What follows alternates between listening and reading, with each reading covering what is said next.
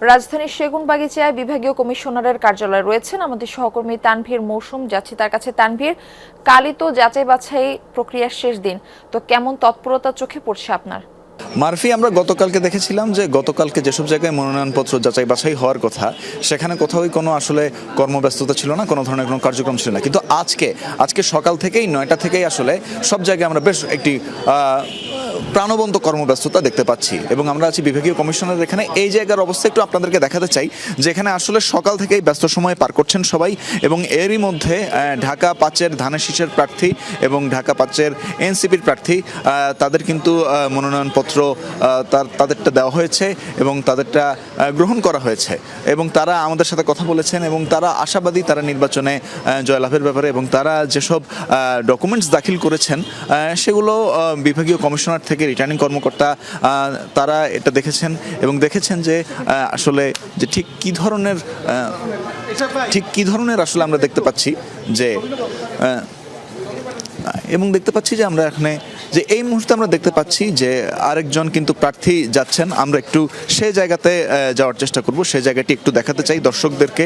এই মুহূর্তে আসলে বিএনপি নেতা ইশরাক তিনি কিন্তু এসেছেন এবং আমরা এখানে দেখতে চাই, আমরা একটু দর্শকদেরকে দেখাতে চাই সেই চিত্রটি।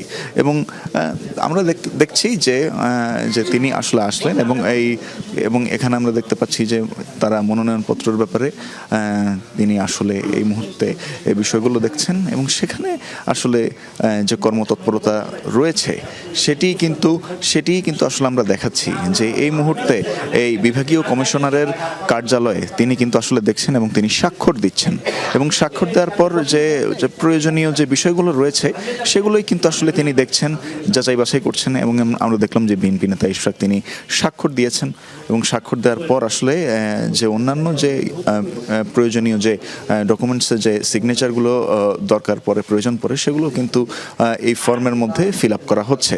সেটাই কিন্তু আমরা এই মুহূর্তে আমরা দর্শকদেরকে দেখাচ্ছি যে আসলে যে বিএনপি নেতা ইশরাক আসার পর সবাই কিন্তু এখানে আমরা দেখতে পেয়েছি যে আসলে যে কর্মব্যস্ততা, সেই কর্মব্যস্ততারই সকালবেলা আমরা যে কর্মব্যস্ততা দেখেছি সেই কর্মব্যস্ততারই একটি প্রতিফলন এখানে দেখা যাচ্ছে যে এবং বলাই যায় যে আজকে আসলে এই বিভাগীয় কমিশনারের কার্যালয়ে প্রত্যেকেই যারা দায়িত্বরত রয়েছেন তারা ব্যস্ত সময় পার করবেন।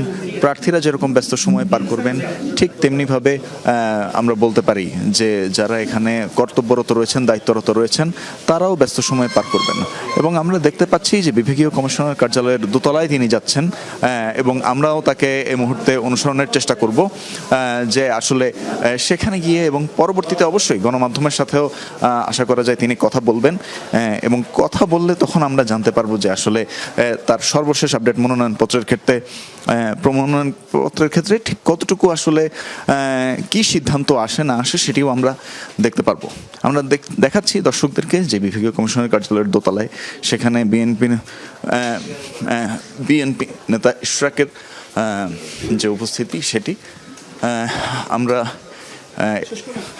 এই মুহূর্তে দোতলাতে অবস্থান করছি এবং পরবর্তীতে বিএনপি নেতা ইশরাক গণমাধ্যমের সাথে কথা বললে তিনি আসলে ঠিক কি জানিয়েছেন সেটি আমরা জানিয়ে দিতে পারবো। মারফি। জি তানভীর, আপনি আমাদের সঙ্গে থাকুন, পরবর্তীতে আরো আপডেট আপনার কাছ থেকে আমরা জানবো। আপনাকে ধন্যবাদ আমাদের সঙ্গে যুক্ত হবার জন্য। দর্শক, এবার আমরা যাচ্ছি ঢাকার বাইরের খবরাখবর জানতে। লক্ষ্মীপুরে যাব আমরা, সেখানে রয়েছেন আমাদের সহকর্মী আনিস কবির। আনিস, কতজনের মনোনয়ন বৈধ ঘোষণা করা হয়েছে এই বিষয়ে বিস্তারিত জানাবেন আমাদের।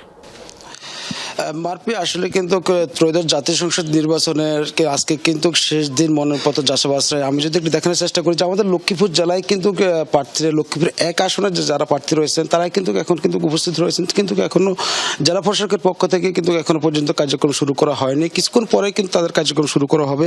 তবে লক্ষ্মীপুর জেলায় সর্বমোট 4টি আসনের মধ্যে 43 জন কিন্তু মনোনয়নপত্র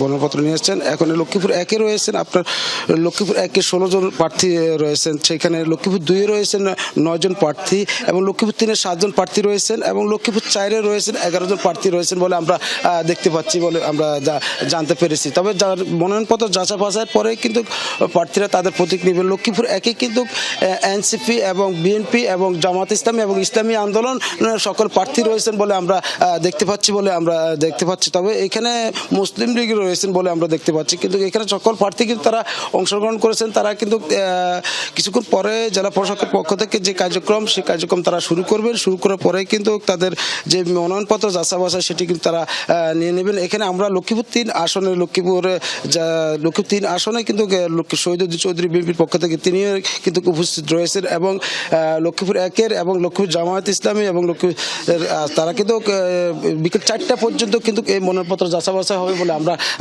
তাদের পক্ষ থেকে জানতে পেরেছি। এবং যে মনোনয়নপত্র যাচাই বাছাই হওয়ার পরে কিন্তু তারা তাদের বৈধতা পরে তারা কতটুকু যাচাই বাছাই করে তারা তাদের বৈধতা মনোনয়নপত্র যাচাই বাছাই নেওয়ার পরে তারা কিন্তু এখান থেকে যাবেন বলে তারা আমরা জানতে পেরেছি। মারফি আনিস, আমাদের সঙ্গে যুক্ত হওয়ার জন্য আপনাকে ধন্যবাদ।